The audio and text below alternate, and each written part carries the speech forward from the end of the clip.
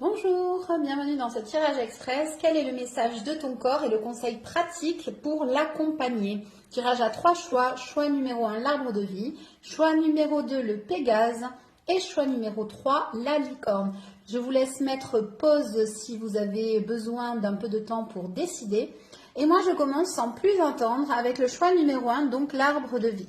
Alors, ici, ton corps te parle d'écoute. Il veut te rappeler que lui sait eh bien, dans quel état il est. Et ce que je ressens, c'est qu'il y a pour toi eh bien, une volonté un peu de forcer sur lui pour qu'il aille eh bien, dans la bonne direction, c'est-à-dire celle que ton mental en tout cas a choisie. Et qu'il y a justement effectivement ce manque d'écoute, ce manque d'écoute des signaux qui te disent que là, par exemple, il peut être à bout. Et donc, le conseil pratique pour y arriver, eh bien, on te propose de travailler sur la souplesse.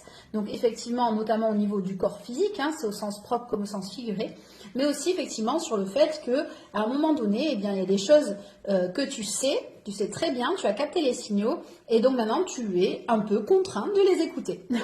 Choix numéro 2, donc le Pégase. Donc là, de quoi on te parle?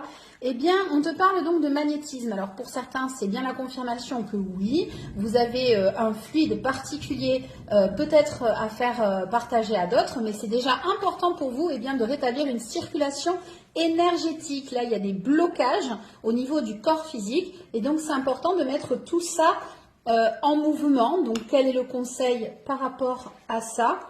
Eh bien, c'est de le faire avec de la douceur, donc de prendre peut-être des moments un peu cocooning pour s'occuper de vous et donc vous permettre en fait déjà au moins d'arrêter d'être un peu moins crispé parce que ce sont des crispations qui bloquent ces énergies. Choix numéro 3, donc la licorne. Qu'est-ce que nous dit votre corps? On nous parle donc de bouillonner. Il y a une colère, il y a une frustration, une rage, quelque chose que vous ressassez peut-être et votre corps, lui, il l'exprime peut-être, notamment par de l'eczéma ou des problèmes au niveau de l'estomac ou du ventre.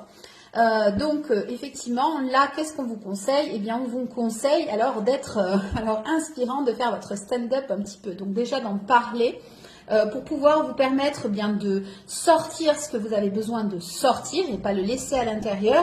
Mais on vous demande d'en parler avec légèreté, avec humour, voire avec autodérision, voilà, pour rendre tout cela beaucoup plus léger et vous aider donc à digérer ces situations. Voilà pour aujourd'hui et à très vite.